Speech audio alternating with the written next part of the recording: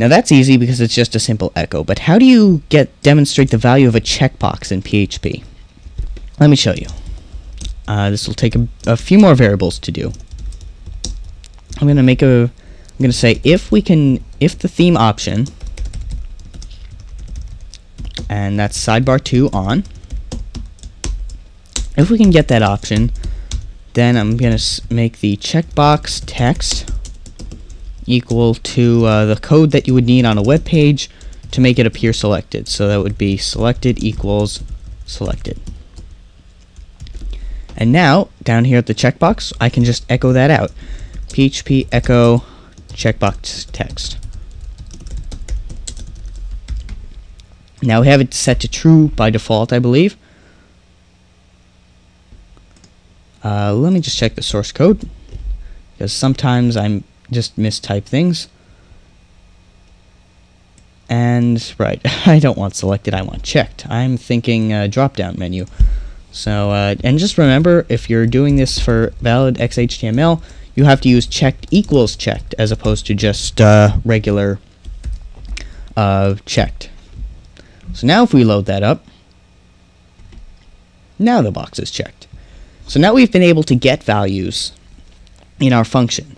However, that still doesn't change the fact that when I hit submit, it won't do anything. And that's mainly due to the fact that we don't have it, we don't have our data being handled. Now if you notice, this is all in a form being sent to this same page. So if it's being sent to the same page anyway, who says we can't just handle the form values right here? So I'm going to make an array called new values. And we're going to make it the same way we did the last one, where we're going to do checkbox footer text. And the value of that is going to be HTML entities. You're probably going to want to sanitize this a bit more, but this is just the basic. Now if you notice, the form is in post, and the input has a name of footer text. So if we can just do that, and I'm just going to end quotes. Hopefully you've seen my PHP tutorial so that you know what that does. Now the checkbox passes a string, and working with checkboxes is actually sort of hard in PHP. I don't particularly like it, but I'm going to make a variable called checkbox post value. I'm going to put that in an if statement. If we posted the checkbox value, which has an ID of sidebar checkbox, if that came through as a post value, we want to set this to true. Now, if it didn't come through at all, well, that's what happens with checkboxes. If they're checked, they come through as whatever their value is. In this case, it would be on. But if they're not checked, then they just don't come through at all. So if it's not posted at all, then we know that it was not checked. So checkbox post value equals false. So now we're just going to add that to our array as sidebar 2 on, as checkbox post value. Now we're going to do another function related to options, and that's called update option. And we're going to update the option of tutorial theme options, and we're just going to pass in the new values. Now those are the only two arguments for this function: is the name of the option and the new values we want to give it. Now notice that this will go through both values in the option at once. You can do something more scientific, but I don't think I need to. So let's, instead of saying made by DaxterSpeed, let's say made by AMP Tutorials, taking shameless credit for doing nothing except writing a tutorial series. And let's turn off sidebar 2. And before I submit this, I want to do one more thing that fooled me during testing, is that once this option is updated, then we pull the variables down here. That's coming from way up here when we originally loaded the page. So we're just going to set the theme options variable again, but we're going to set it to the new values. You can re-get the options if you want to, but they should be the same thing. So now if we update our options, I have a syntax error somewhere. Oh, I forgot a semicolon there. Now let's resend that. And now we get our options saved. However, we still haven't actually added them into the theme so that we can see them working. Now I'm going to start with the footer one because that's the easiest to do. Now, when I made this theme, I wasn't actually planning this ahead. And if you notice that for every page, such as, I'll just start with the index page, is that this made by Daxter's speed text is actually on the individual pages.